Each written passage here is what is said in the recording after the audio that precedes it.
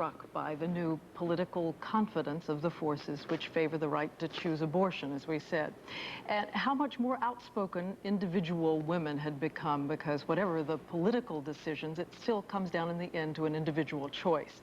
We remember in the early 70s, before Roe versus Wade legalized abortion, a lot of people were shocked by a political manifesto in which 53 prominent women admitted that they had had abortions. Back then, the pro-choice demonstrations were big in New York, but barely noticeable around the country. Now contrast that to the 500,000 people who descended on Washington in April of this year, with a lot of unexpected women showing up and speaking out for the first time. And perhaps the most unexpected one for us was Polly Bergen, who in the 50s had her own television show and continues as an actress and a businesswoman, and who joins us tonight live from her living room in Los Angeles. Polly, we thank you for being with us. You said at that rally that you were going to speak up about something you had kept secret for 40 years. Tell us the story. Well, I was 17 years old, and I found myself pregnant.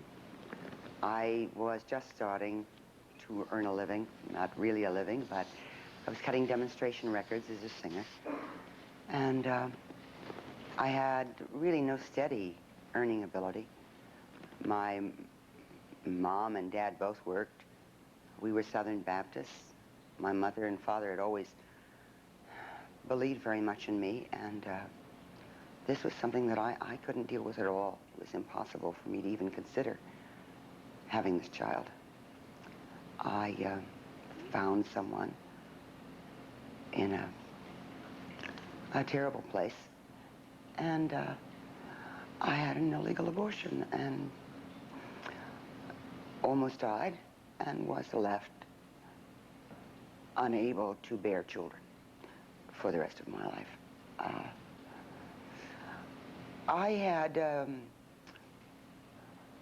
I was so ashamed of so many things. I was ashamed that I got pregnant.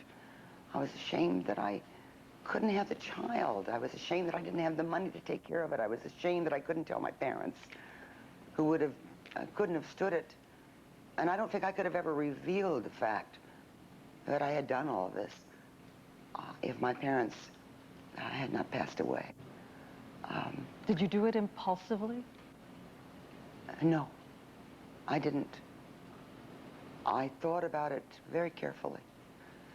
I was a woman who believed, in a generation who believed, that you got married and then you had children and you were a mother and you were a wife, and that's what being a woman was all about. And you did it in that order, and I had enormous shame that I had not done it right. What were the repercussions of that decision to speak out for you? If you had done that back in the 50s, your television show, you couldn't even say the word abortion. We can only imagine what the consequences would have been. What were the repercussions today?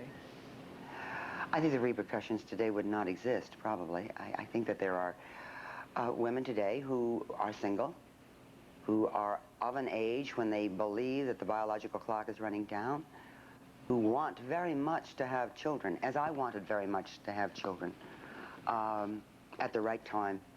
And these are women who are literally, you know, trying to find a way to get pregnant and have children even though they're single.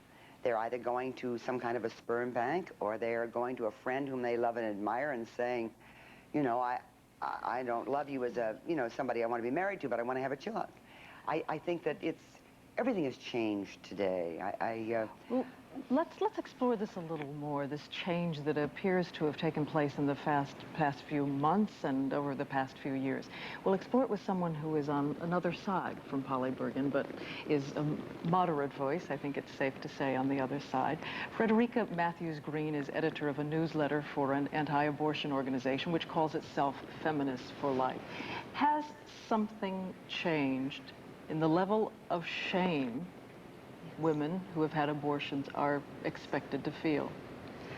I think something has changed. I think that women are now able to bring their experiences out of the closet and to talk about it more openly. And so often the stories are very tragic stories like these. This is This is a heartbreaking story. And has it made it more that difficult for those of you who really would like to see it changed, would like to see Roe versus Wade changed?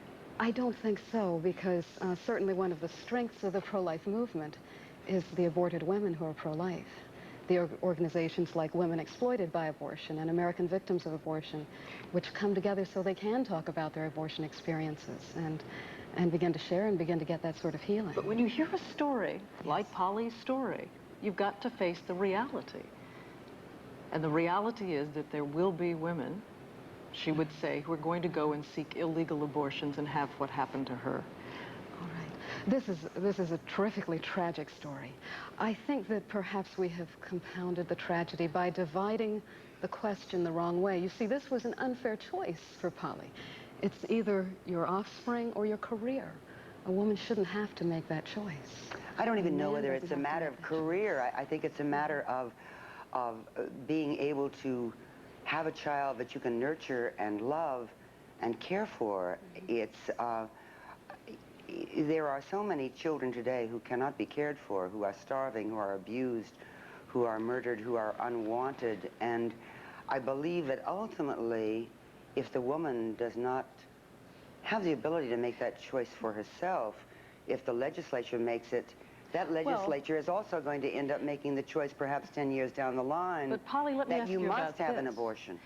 Even if both of you agree that something has changed in the general perception and the ability to speak up, there are a lot of people who say that even if they believe in abortion rights, they're appalled by the fact of 1.5 million abortions a year. What about you? Is there any point at which you would say, this is just unacceptable, this is too many and too many people doing it for reasons of convenience? Well, there are 100 million homeless in the world today. 100 million homeless. And a large portion of those 100 million are children who are dying. But it's confusing the issue here. What about the 1.5 million abortions? Is there a point at which you say it's just not acceptable? No, there isn't. There is only the point that every woman must ultimately make that choice between herself and her God, her husband, her doctor. It is a personal choice, and the choice may be that she is adamantly opposed to abortion, or the choice may be that she feels abortion is the answer for her. But it must be her choice and her choice alone. Frederica, get the last word. Oh, thank you. Yes, it is. If we say it's a woman's right to choose, let's look at what this choice is. It's not a choice like, do you want vanilla or chocolate? It's a choice like, do you want me to break your arm or your leg? It's a choice that, do you want to sacrifice your life plan, your career, your happiness, your relationship to your furious father, or do you want to sacrifice your offspring? I think that we've divided the question wrongly. We've put the antagonism between the woman and her pregnancy, rather than between the pregnant woman and a hostile society that rejects women who are pregnant out of line. They say, you can't play our game if you get pregnant. Go get vacuumed out.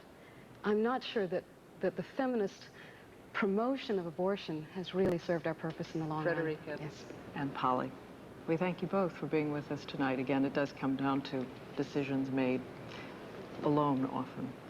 We'll be back in just a moment.